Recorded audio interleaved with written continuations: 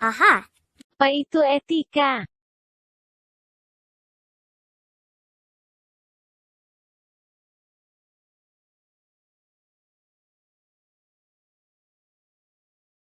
Halo. Oke, saya Fani dengan NIM 21093 akan menjelaskan tentang etik, etika etis, etiket, dan juga etos. Tentu kita sering mendengar kata-kata tersebut dalam kehidupan sehari-hari. Namun, tak jarang juga kita menyalahartikan atau bahkan menyamakan kata-kata tersebut dalam kehidupan kita. Untuk itu, di sini saya akan menjelaskan bagaimana sebenarnya etik, etika, perilaku etis, etiket, dan juga etos. Yang pertama kita masuk kepada etik. Etik adalah kata benda atau disebut juga dengan nouns. Sedangkan untuk etis, etis itu adalah kata sifat atau juga adjektif. Istilah etik lebih sering dikaitkan dengan moral, benar atau salah, dan juga kewajiban yang memiliki hukuman bila dilanggar. Definisi etik yang paling umum adalah prinsip-prinsip yang dipegang teguh dalam bekerja, melaksanakan tugas, dan kewajiban. Oleh karena itu, semua profesi yang terkait dengan pelayanan masyarakat dan dengan kepentingan masyarakat sudah memiliki yang namanya dengan kode etik profesi. Kode etik profesi mengatur tentang apa yang wajib atau harus dilakukan dan juga dilarang oleh mereka yang menjalankan profesi tersebut. Contohnya, seorang yang profesinya sebagai dokter wajib mendahulukan pertolongan untuk pasiennya yang terancam kehilangan nyawa karena misalnya mengalami luka yang parah daripada mengurusi urusan pribadinya sendiri atau urusan tentang pembayaran akan jasanya. Pelanggaran terhadap kode etik profesi ini umumnya sangatlah keras, bisa berupa pencabutan izin menjalankan profesinya ataupun sampai hukuman penjara. Contohnya itu apabila menerima suap ataupun penyogokan. Ini adalah etika. Etika adalah ilmu yang mempelajari tentang baik dan buruk, salah atau benar, tentang hak dan kewajiban moral. Kata etika sebenarnya juga mendekati etik, tetapi aturan dan konsekuensinya tidak separah dengan etik. Etika lebih menjelaskan tentang pantas atau tidaknya sebuah perilaku itu dilakukan. Hukuman untuk pelanggarannya pun tidak seberat yang dilakukan apabila melanggar yang namanya kode etik profesi tadi. Hukumannya itu hanya berupa seperti kata-kata cemooh yang terbuka ataupun yang diam-diam. Etis itu adalah perilaku ataupun kata-kata yang kita lakukan. Etis itu dia dikatakan sebuah perilaku yang etis ataupun tindakan etis apabila kata-kata ataupun tindakan kita itu sesuai dengan asas yang disepakati secara umum. Hal-hal yang sesuai dengan etika disebut dengan perilaku etis. Nah, untuk etika dan etis hanya dapat terlibat jelas melalui tindakan-tindakan ataupun kata-kata dari orang yang memilikinya. Jika seseorang tidak mempunyai etika yang baik, maka ia bertindak tidak etis dan sebaliknya. Wujud nyata dari etika dan etis disebut dengan etiket. Etiket. Etiket lebih banyak mencakup tentang aturan ataupun prosedur dalam bertingkah laku, dalam berinteraksi dengan sesama manusia. Etiket dalam bahasa Prancis disebut dengan etiquette, yang memiliki arti sopan santun ataupun tata krama. Kata yang lebih biasa digunakan dalam bahasa Indonesia yaitu tata krama ya. Etiket sangat berat dikaitkan dengan budaya dan juga kebiasaan bangsa ataupun suatu suku. Oleh karena itu, mereka yang dalam profesi ataupun pekerjaannya akan sering berinteraksi dengan orang-orang yang berasal dari suku ataupun bangsa yang berbeda harus mempunyai pengetahuan yang cukup tentang perbedaan dalam etiket yang bersumber pada budaya masing-masing daripada suku ataupun bangsa tersebut. Oke, yang terakhir adalah etos. Etos diartikan sebagai alasan ataupun motif yang mendasar bagi setiap sikap dan perilaku yang dilakukan oleh individu. Jadi, bila sebuah bangsa sangat bersemangat tinggi untuk membangun perekonomiannya atau bersaing dengan bangsa lain, pasti karena punya etos yang tinggi juga.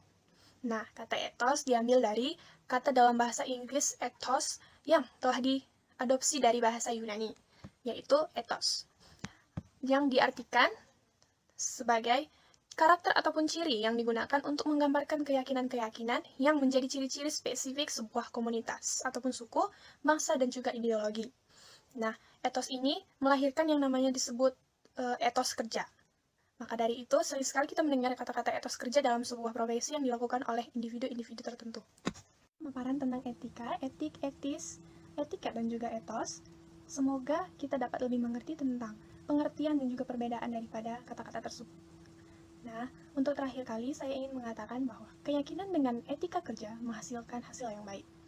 Dengan mengambil dari kutipan Warren Buffett, saya harap kita dapat lebih mengerti dan melakukan yang namanya tentang etika.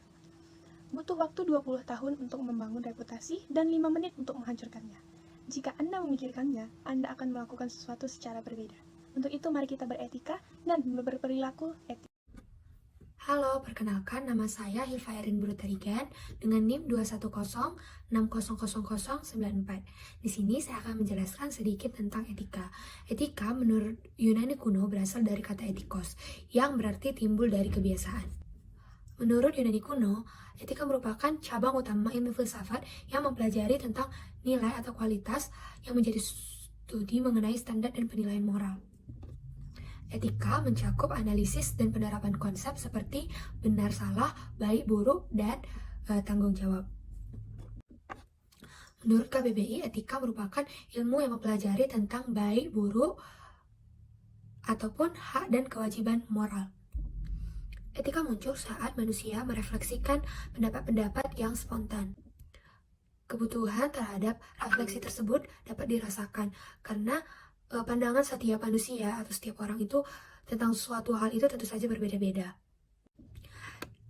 Itulah mengapa akhirnya dibutuhkan etika, di mana tujuannya untuk mengetahui apa yang sebenarnya harus dilakukan oleh manusia. Secara metodologis, tidak semua ilmu yang mempelajari tentang perbuatan itu dikatakan etika. Etika memerlukan sikap kritis, metodis, sistematis dalam merefleksikan tindakan tersebut. Selanjutnya, pengertian etika menurut para ahli. Pertama, menurut Aristoteles, pengertian etika dibagi menjadi dua, yaitu terminus technicus dan manner and custom. Terminus technicus adalah etika yang dipelajari sebagai ilmu pengetahuan dengan mempelajari suatu problema, tindakan, atau perbuatan manusia. Sedangkan manner and custom adalah pembahasan etika yang berhubungan dan berkaitan dengan tata cara serta adat kebiasaan yang melekat pada kodrat manusia. Kedua, menurut K. Bertens, pengertian etika adalah nilai-nilai dan norma-norma moral yang jadi pegangan seseorang atau suatu kelompok untuk mengatur perilaku. 3. James J. Spillane S.J. Pengertian etika adalah pertimbangan atau memperhatikan tingkah laku manusia dalam mengambil suatu keputusan yang berkaitan dengan moral. Keempat, menurut W.J.S. Purwadarminton. Menurut beliau, etika adalah ilmu pengetahuan tentang asas-asas akhlak atau moral. Sekian materi yang dapat saya paparkan. Saya ucapkan terima kasih. Klasifikasi etika oleh Angelin. Klasifikasi menegaskan bahwa etika erat kaitannya dengan penilaian. Karena pada dasarnya hakikat etika membicarakan sifat manusia sehingga seseorang itu bisa berkata baik, bijak, jahat, susila atau sebagainya. Tujuan pendidikan bukan hanya pengetahuannya, akan tetapi juga tingkah laku dan perbuatannya. Manusia yang berpendidikan tetapi tanpa didasari dengan etika sama dengan tidak ada hasilnya. Manusia itu tidak menjadi manusia. Oleh sebab itu, etika penting dalam kehidupan sehari-hari setiap individu. Secara khusus, etika ada pada prinsip manusia sebagai subjek sekaligus objek. Bagaimana manusia berperilaku atas tujuan untuk dirinya sendiri dan tujuan untuk kepentingan bersama. Sebagai cabang filsafat yang membicarakan tingkah laku manusia, etika memberikan standar atau penilaian terhadap perilaku tersebut. Oleh karena itu, etika terbagi menjadi 4 klasifikasi, yaitu etika normatif, etika deskriptif, etika individual, dan etika sosial. Etika deskriptif adalah etika yang hanya menerangkan apa adanya tanpa memberikan penilaian terhadap objek yang diamatinya. Etika deskriptif menempatkan kebiasaan yang sudah ada di dalam masyarakat sebagai acuan etisnya. Contoh pada gambar di sebelah atas, wajar bagi pria memiliki rambut panjang atau rambut pendek. Itu tergantung penampilan mereka. Mereka percaya diri dengan penampilan apa, itu tidak ada salahnya, tidak ada benar atau tidak ada salah. Selain itu juga di bagian bawahnya, di beberapa daerah lainnya, makan makanan yang berkuah dengan menyeruput. Itu dianggap sebagai apresiasi kepada koki di restorannya tersebut. Akan tetapi di daerah lainnya, salah satunya juga Indonesia, dianggap makanan makan saat bersuara itu dianggap tidak sopan atau tabu. Yaitu kembali lagi ke tradisi-tradisi daerahnya tersebut. Ada juga sebuah quote, kata, if you judge a book by its cover, you might miss out on an amazing story. Jadi ada jika kamu merasa berteman dengan orang yang menyeruput mie tersebut itu merasa tidak sopan, lalu kamu tidak berteman dengannya, sebenarnya kamu kehilangan sebuah kesempatan bahwa Anda bisa bertukar budaya dengan orang-orang dari daerah luar. Tetapi Anda hanya gara-gara mereka menyeruput mie dan tidak sesuai dengan tradisimu, Anda malah menghilangkan kesempatan tersebut. Etika normatif adalah etika yang mengemukakan suatu pendapat atau suatu penilaian, mana yang baik atau buruk dan apa yang sebaiknya seharusnya dilakukan oleh seorang manusia.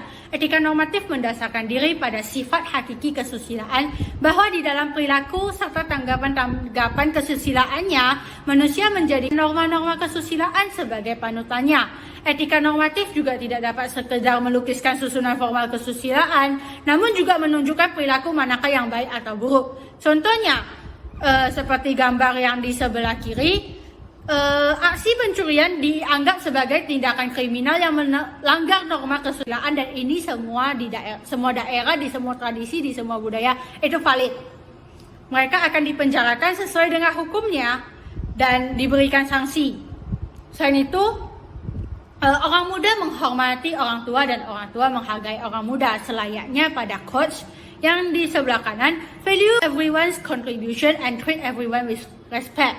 Menghargailah setiap kontribusi dari setiap orang dan menghargai setiap orang dengan secara hormat. Di setiap daerah, di setiap budaya, di setiap negara itu diajarkan hal yang sama dan itu valid di semua daerah etika tersebut. Saya Tasya Nabila dengan NIM 21059.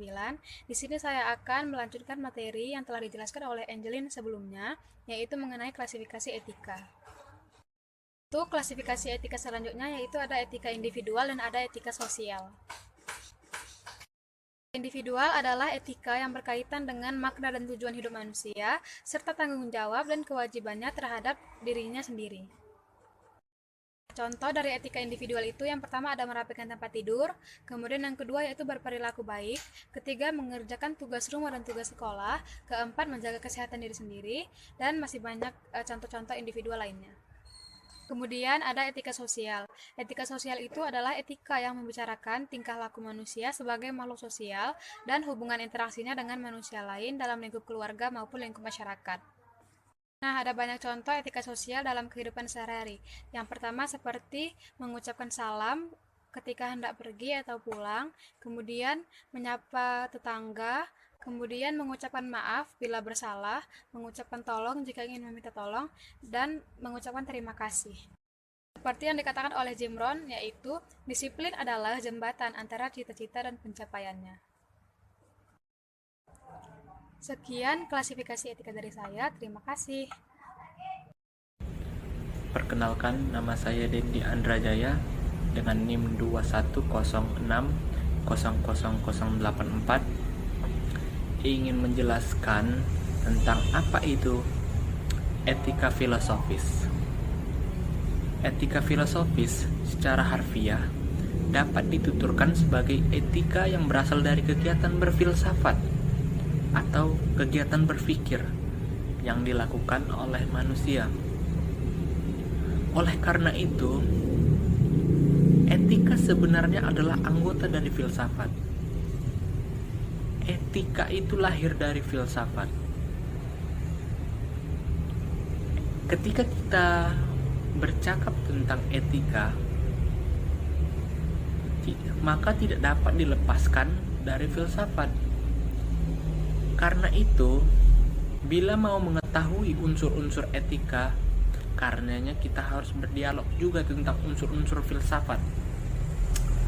Berikut akan dijelaskan dua sifat etika filosofis. Yang pertama, sifat non-empiris.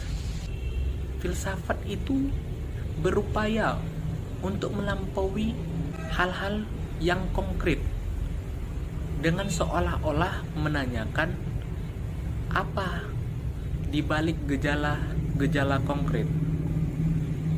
Demikian pula etika.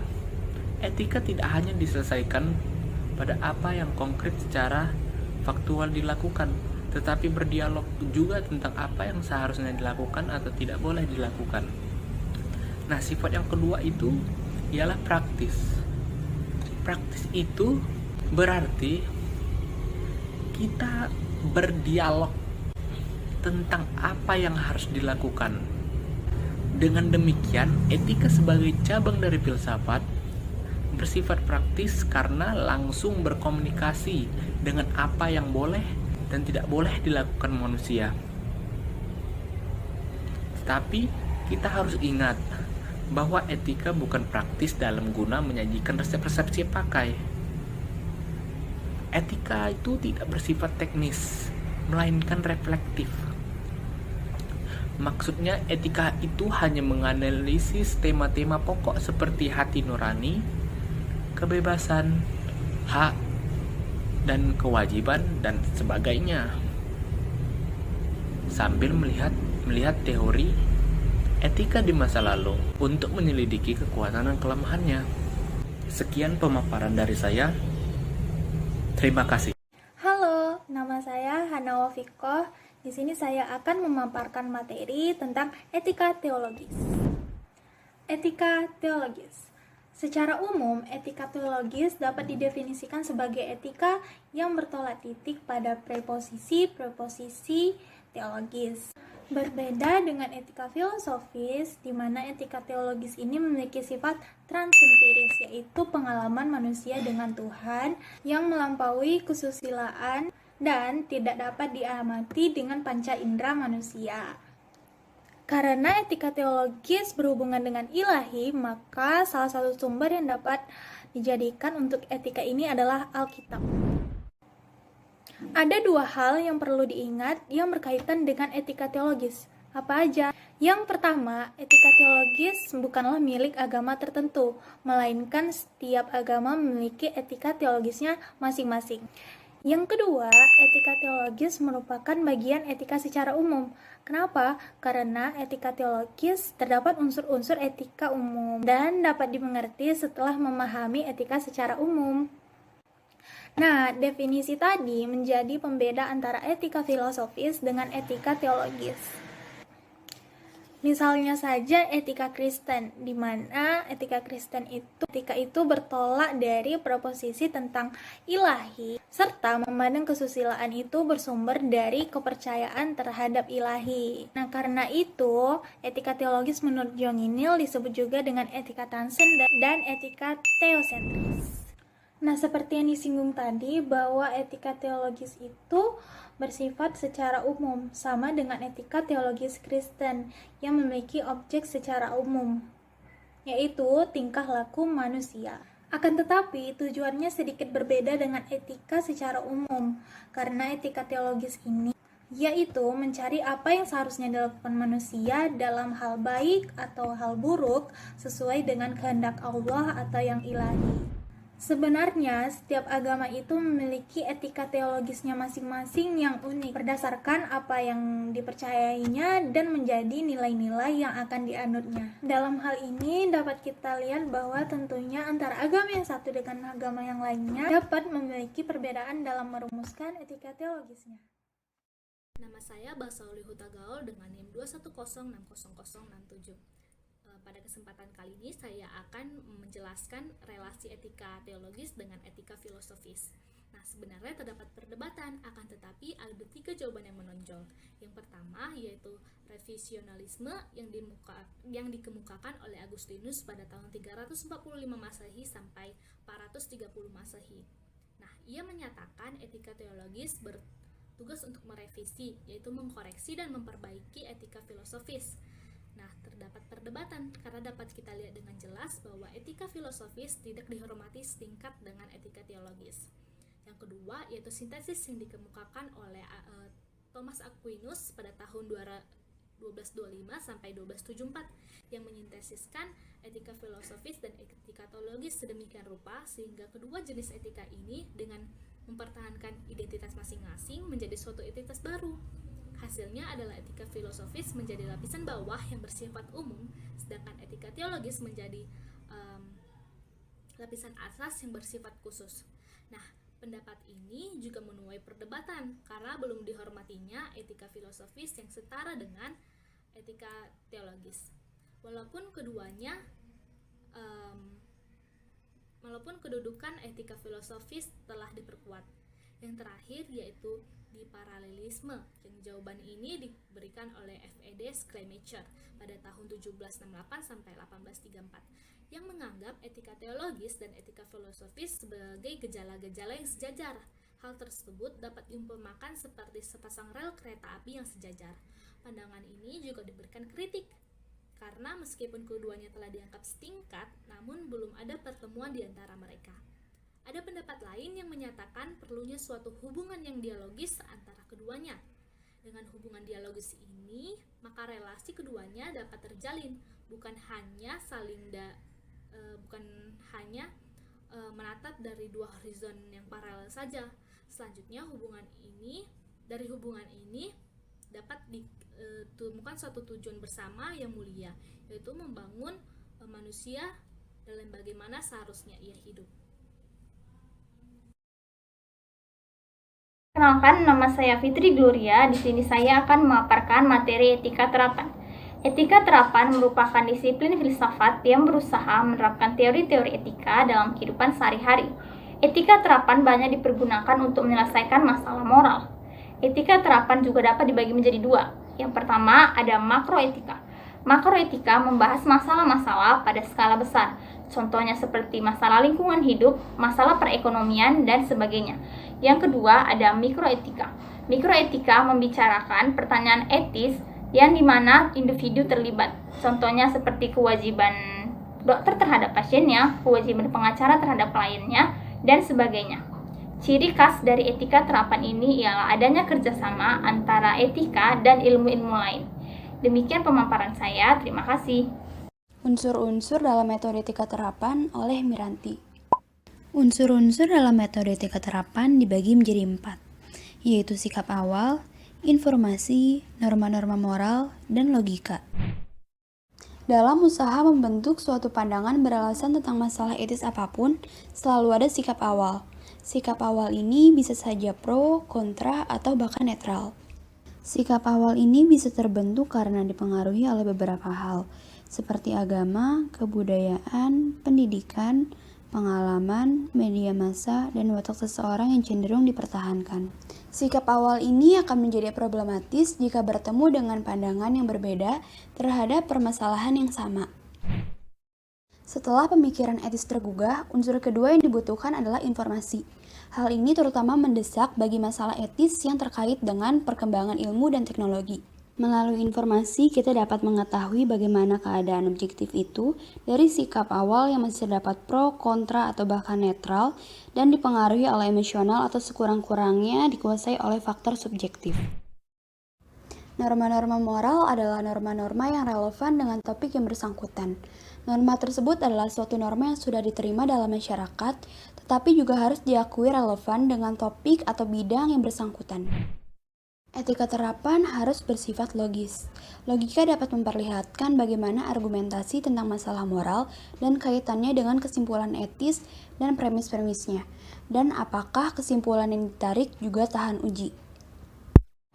Baik, pada kesempatan kali ini saya ditunjuk untuk menjelaskan itu etika profesi. Yang pertama, kita harus mengetahui apa itu arti etika profesi. Dan sebelum mengetahui itu, kita harus mengetahui apa itu etika dan apa itu profesi. Seperti yang dijelaskan saudara kita tadi, bahwa etika berasal dari bahasa Yunani yang berarti ethos, yang berarti karakter, watak, kesusilaan, atau adat. Selanjutnya ada kata profesi yang merujuk pada suatu kegiatan yang membutuhkan keterampilan atau pengetahuan tertentu. Jadi secara umum, etika profesi dapat diartikan suatu sikap etis yang harus dimiliki sebagai bagian dari sikap hidup dalam mengemban tugasnya dan menerapkan norma etis dalam bidang profesi. Nah, saya mengutip dua pengertian etika profesi menurut para ahli. Yang pertama yaitu menurut Prakoso pada tahun 2015, etika profesi merupakan etika sosial dalam etika khusus mempunyai tugas dan tanggung jawab kepada ilmu profesi yang disandangnya. Yang kedua yang menurut Mukhtar tahun 2016, etika profesi merupakan aturan perilaku yang memiliki kekuatan mengikat bagi setiap pemegang profesi tersebut. Saya ambil contoh, kita sebagai mahasiswa kedokteran gigi harus mengucapkan sumpah kedokteran gigi sebelum menjadi seorang dokter gigi. Itu menandakan bahwa sumpah yang kita ucap harus kita. Prinsip prinsip etika profesi. Yang pertama yaitu prinsip tanggung jawab pelaksanaan pekerjaan dan hasilnya. Sikap tanggung jawab ini dapat ditunjukkan dengan upaya untuk menyelesaikan tugas sebaik mungkin agar meraih hasil yang maksimal. Contohnya, ketika seorang dokter yang bertanggung jawab untuk memberikan pelayanan sesuai dengan standar prosedur operasional dan kebutuhan medis pasien. Mereka juga bertanggung jawab atas tindakan yang diberikan kepada pasiennya. Yang kedua yaitu prinsip keadilan.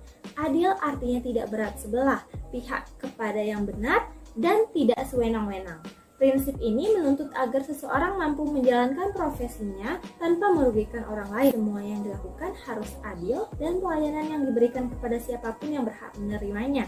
Apalagi profesinya menyangkut pelayanan masyarakat seperti polisi, petugas kesehatan, dan lain-lain. Nah, untuk penerapan dalam bidang kedokteran gigi misalnya, yaitu seorang dokter gigi yang tidak membeda-bedakan pasiennya, terutama dalam hal sara. Yang ketiga yaitu prinsip otonomi.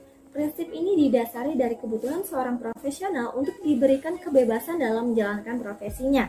Tapi ingat, wewenang dan kebebasan yang dijalankan haruslah sesuai dengan kode etik yang berlaku. Dengan cara ini, setiap tugas akan dapat diselesaikan dengan baik. Contohnya, seorang dokter mempunyai kebebasan dalam memilih metode-metode kedokteran tertentu yang akan digunakannya.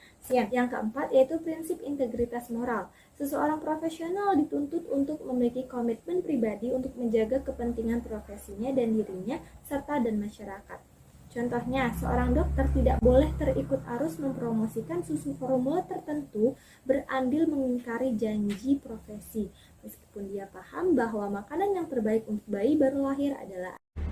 Perkenalkan, nama saya Brigita Cecilia Marbun dengan NIM 2106000087. Saya akan menjelaskan mengenai fungsi dan tujuan etika profesi.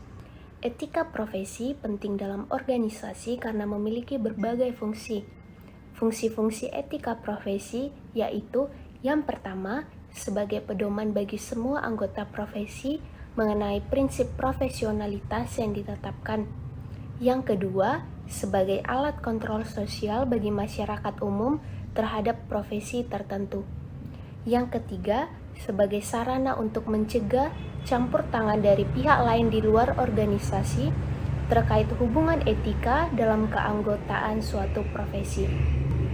Berikut juga saya paparkan mengenai tujuan etika profesi, yaitu yang pertama, untuk menjunjung tinggi martabat suatu profesi. Yang kedua, untuk menjaga dan mengelola kesejahteraan anggota profesi. Yang ketiga, untuk membantu meningkatkan mutu suatu profesi. Yang keempat, untuk meningkatkan kualitas organisasi menjadi lebih profesional dan terjalin dengan erat. Dan yang terakhir, untuk meningkatkan layanan di atas kepentingan pribadi. Baik, saya akan menjelaskan mengenai pentingnya etika profesi. Etika profesi merupakan sebuah panduan dalam melakukan tugas dan kewajiban yang menyangkut dengan orang lain. Ketika masuk di dalam dunia kerja yang melibatkan publik, maka etika diperlukan agar dalam melakukan tugas tidak menjadi semena-mena. Etika ini sangat penting karena berfungsi untuk melindungi orang yang memiliki profesi agar tetap berada di jalur yang benar dan senantiasa bisa menjadi profesional. Dunia akan liar apabila tidak ada etika profesi. Dunia akan liar yang dimaksudkan di sini yaitu orang tidak akan saling menghargai lagi, terutama pada profesi yang berkaitan dengan kemanusiaan. Misalnya, dokter tanpa adanya etika profesi bisa jadi tidak melakukan tugasnya sesuai SOP. Dengan demikian, berkesempatan untuk melakukan aborsi atau malpraktik. Etika profesi itu sangat penting karena merupakan sebuah pedoman dalam dinas mengenai pelaksanaan tugas, tanggung jawab, dan pengabdian yang profesional ketika melaksanakan suatu tugas profesi. Jika suatu profesi tidak memiliki etika atau kode etik, maka dapat menjadi semena-mena dan lepas dari tanggung jawab. Bisa disimpulkan bahwa etika profesi itu dibuat untuk profesi yang menyangkut orang lain. Etika profesi harus ada agar seseorang tidak semaunya sendiri dalam lingkungan kerja karena tugas yang dilakukan bisa berdampak pada orang lain. Etika profesi juga dibuat agar terhindar dari hal-hal yang bisa merugikan diri sendiri, orang lain, maupun instansi, dan sangat penting guna melindungi seseorang yang memiliki profesi untuk tetap berada di jalur yang benar sehingga bisa mencapai sebuah profesionalitas dan mampu menjadi panutan. Selain itu, sebuah profesi hanya dapat memperoleh kepercayaan dari masyarakat bila mana dalam diri para elit profesional ada kesadaran kuat untuk mengindahkan etika profesi pada saat mereka ingin memberikan jasa keahlian profesi kepada masyarakat yang memerlukannya. Tanpa etika profesi, apa yang semula dikenal sebagai sebuah profesi yang terhormat akan segera jatuh terdegradasi menjadi sebuah pekerjaan pencarian nafkah biasa atau okupasi yang sedikit pun tidak diwarnai dengan nilai-nilai idealisme dan ujung-ujungnya akan berakhir dengan tidak adanya lagi respek maupun kepercayaan yang pantas diberikan kepada para elit profesional ini. Pelanggaran dari etika profesi dokter gigi. Sebelumnya telah dijelaskan mengenai etika profesi. Kali ini saya Divaryani dengan NIM 083 menjelaskan mengenai apa saja bentuk pelanggaran dari etika profesi dokter ataupun dokter gigi. Disampaikan oleh dosen Magister Hukum Kesehatan Universitas Gadjah Mada, Muhammad Lutfi Hakim, SHMH, dalam acara seminar dan workshop in Aesthetic Medicine 2013 di Jakarta Convention Center, bahwa setidaknya ada 28 pelanggaran disiplin profesional dokter dan dokter gigi yang wajib diketahui tidak hanya oleh dokter itu sendiri tetapi juga oleh masyarakat. Beberapa bentuk pelanggaran disiplin profesional dokter dan dokter gigi yang akan saya sampaikan ialah: yang pertama adalah melakukan praktik kedokteran dengan tidak kompeten. Yang kedua adalah tidak merujuk pasien kepada dokter ataupun dokter gigi yang memiliki kompetensi yang sesuai. Yang ketiga adalah mendelegasikan pekerjaan kepada tenaga kesehatan tertentu yang tidak memiliki kompetensi untuk melaksanakan pekerjaan tersebut. Yang keempat adalah menyediakan dokter ataupun dokter gigi pengganti sementara yang tidak memiliki kompetensi dan kewenangan yang sesuai atau tidak melakukan pemberitahuan perihal pergantian tersebut. Yang kelima adalah menjalankan praktik kedokteran dalam kondisi tingkat kesehatan fisik atau mental sedemikian rupa sehingga tidak kompeten dan dapat membahayakan pasien. Yang keenam adalah melakukan atau tindakan atau asuhan medis yang memadai pada situasi tertentu yang dapat membahayakan pasien. Yang ketujuh adalah melakukan pemeriksaan atau pengobatan berlebihan yang tidak sesuai dengan kebutuhan pasien. Yang kedelapan adalah tidak memberikan penjelasan yang jujur, etis, dan memadai atau adequate information kepada pasien atau keluarganya dalam melakukan praktek kedokteran. Yang kesembilan adalah melakukan tindakan atau asuhan medis tanpa memperoleh persetujuan dari pasien ataupun keluarga dekat, wali, atau keluarganya. Yang kesepuluh adalah tidak sengaja ataupun tidak menyimpan rekam medis pasien. Saya Salsabila akan menjelaskan sifat-sifat etika. Yang pertama ada non-empiris dan yang kedua ada praktis. Pertama, non-empiris. Filsafat digolongkan sebagai ilmu non-empiris. Ilmu empiris sendiri yaitu ilmu yang didasarkan pada fakta atau yang konkret. Namun, filsafat tidaklah demikian. Filsafat berusaha melampaui yang konkret dengan seolah-olah menanyakan apa di balik gejala-gejala konkret itu sendiri. Demikian pula dengan etika. Etika tidak hanya berhenti pada apa yang konkret yang secara faktual dilakukan, tetapi bertanya tentang apa yang harusnya dilakukan atau tidak boleh dilakukan. Yang kedua, praktis. Cabang-cabang filsafat berbunyi mengenai sesuatu yang ada, misalnya filsafat hukum mempelajari apa itu hukum. Akan tetapi, etika tidak terbatas pada itu saja, melainkan bertanya tentang apa yang harus dilakukan. Demikian pula dengan etika sebagai cabang filsafat bersifat praktis, karena langsung berhubungan dengan apa yang boleh dan apa yang tidak boleh dilakukan oleh manusia. Tetapi, ingat bahwa etika bukan praktis dalam arti menyajikan resep-resep siap pakai. Etika tidak boleh bersifat teknis, melainkan reflektif. Maksudnya, etika hanya menganalisis tema-tema pokok seperti hati nurani, kebebasan, hak dan kewajiban, dan sebagainya, sambil melihat teori-teori etika masa lalu untuk menyelidiki kekuatan dan kelemahannya. Diharapkan kita mampu menyusun sendiri argumentasi yang tahan uji.